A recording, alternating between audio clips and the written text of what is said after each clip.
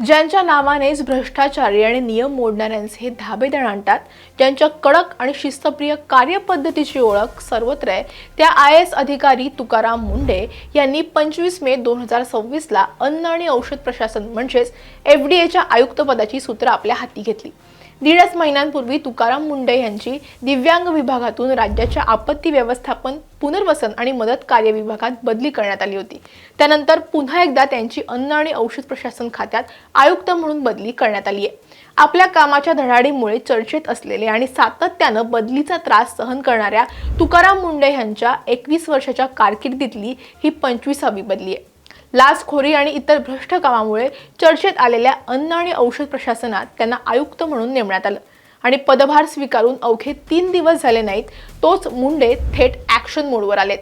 राज्यातील जनतेच्या आरोग्याशी खेळणाऱ्या भेसळखोरांवर आणि बेकायदेशीर गुटखा माफियांवर त्यांनी असा काही प्रहार केलाय की संपूर्ण महाराष्ट्रात पुन्हा एकदा मुंढेंच्या कामाचा बोलबाला आहे।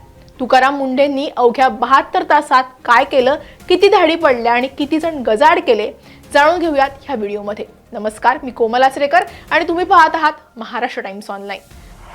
गेल्या काही दिवसांपासून राज्याचं अन्न आणि औषध प्रशासन खातं हे सातत्यानं चर्चेत आहे। या विभागातल्या अधिकाऱ्यांवर सातत्यानं भ्रष्टाचाराचे आरोप होताना दिसत आहेत। राष्ट्रवादी काँग्रेसचे नेते नरहरी झिरवाळ हे या खात्याचे मंत्री आहेत। काही दिवसांपूर्वी ह्या विभागातील अधिकाऱ्यानं मंत्रालयातच लाच घेतल्याचा प्रकार घडला होता। लाचलुचपत विभागानं मंत्रालयातच त्याला अटक केली होती आणि त्याच्यावर कारवाई करण्यात आली होती।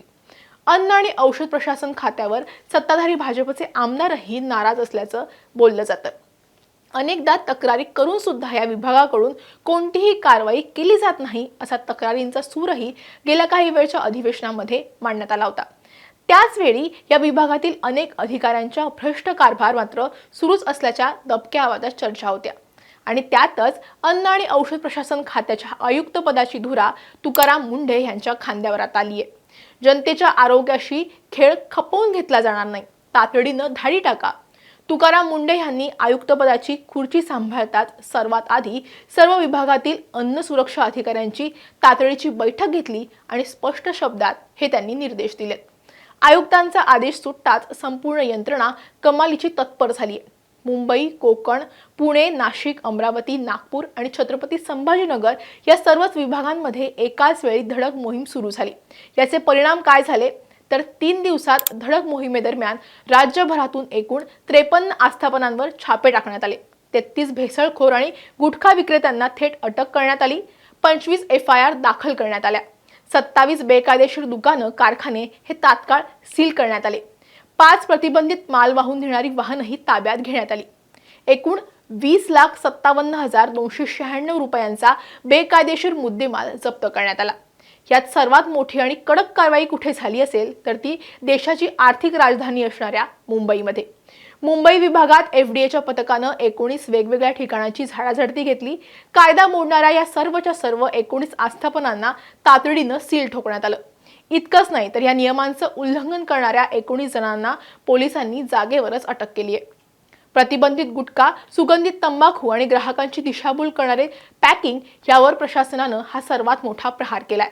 अनेकांना वाटेल की ही कारवाई फक्त गुटखा आणि पान मसाल्यापुरती मर्यादित होती, पण थांबायचं नाही, हा मुंढे पॅटर्न आहे। या धडक मोहिमेच्या दुसऱ्या टप्प्यात अन्न सुरक्षा अधिकाऱ्यांनी आणखी 23 मोठ्या खाद्य आस्थापनांची तपासणी केली।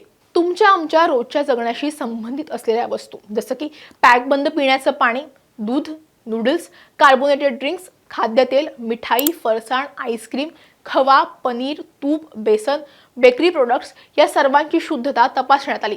अत्यंत अस्वच्छ आणि असुरक्षित पद्धतीनं उत्पादन करणाऱ्या कारखान्यांमधून तब्बल 28,58,572 रुपयांचा संशयास्पद साठा जप्त करण्यात आलाय।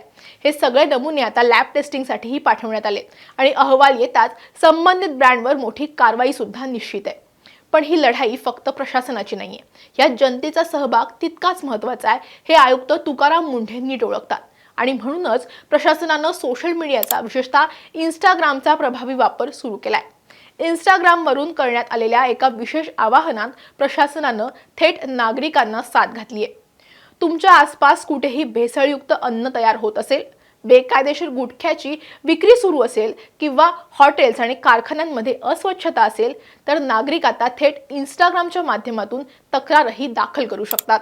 नागरिकांनी इंस्टाग्रामवर थेट DM करून तुकाराम मुंढे यांच्या अधिकृत हँडलला म्हणजे @tukaram_IAS वरती तक्रार पाठवावी। पुराव्यांसह माहिती पाठवल्यास प्रशासनास कार्यवाहीसाठी योग्य सहाय्य मिळेल। तुकाराम मुंढे समर्थक नावानं फेसबुक अकाउंटवरून नागरिकांना एकत्र येऊन जबाबदारीनं सहभाग घेण्याचं आवाहन करण्यात आले। नागरिकांचा सक्रिय सहभाग हीच भेसळ आणि बनावट उत्पादनाविरोधातली प्रभावी कारवाईची गुरुकिल्ली आहे। चला सर्व मिळून आपल्या परिसराला सुरक्षित बनवण्यासाठी ही जबाबदारीनं साथ देऊया असं आवाहनही या समर्थकांकडून करण्यात आले। नागरिक कोणत्याही प्रकारच्या भेसळयुक्त अन्नपदार्थ, बनावट औषधं, नकली कॉस्मेटिक्स तसंच इतर गैरव्यवहार आणि फसवणूक ह्या संबंधी या इंस्टाग्रामवर DM करून तक्रार करू शकतात। यासाठी संबंधित उत्पादनं, त्याचा प्रकार, बनावट असल्याची शक्यता आणि गैरव्यवहाराचे तपशीलवार वर्णन करणं हे आवश्यक आहे। तक्रार करताना नागरिकांनी पूर्ण माहिती, लोकेशन, फोटो किंवा व्हिडिओ पुरावे आणि संबंधित व्यक्ती किंवा संस्थेचं नाव पाठवावं। यासह उत्पादन कोणी तयार केलंय, कोणत्या ठिकाणी मिळालं आणि त्याचा प्रकार काय आहे हे देखील स्पष्टपणे सांगणं गरजेचं आहे। त्यामुळे प्रशासनाला योग्य कारवाई करण्यास नक्कीच मदत होईल। योग्य पुरावे मिळाल्यास प्रशासनाकडून त्वरित तपास सुद्धा सुरू केला जाईल। भेसळखोरांविरुद्ध FDA अंमलबजावणी मोडमध्ये येईल आणि संबंधितांवर कडक कारवाईची शक्यताही आहे। प्रशासनासह स्थानिक अधिकाऱ्यांकडून देखील तात्काळ कारवाई यावर केली जाईल। योग्य माहिती मिळाल्यास कठोर कारवाई सुद्धा होऊ शकते। त्यामुळे अर्धवट किंवा अपूर्ण माहिती पाठवणं टाळायला हवं। त्यामुळे या मोहिमेला कसा प्रतिसाद मिळतो याकडेच आता सगळ्यांचं लक्ष लागलेलं आहे। तुकाराम मुंढे यांच्या या 25व्या बदलीनं पुन्हा एकदा सिद्ध झालंय की पद कोणतंही असो, काम चोख आणि जनतेच्या हिताचंच होणार।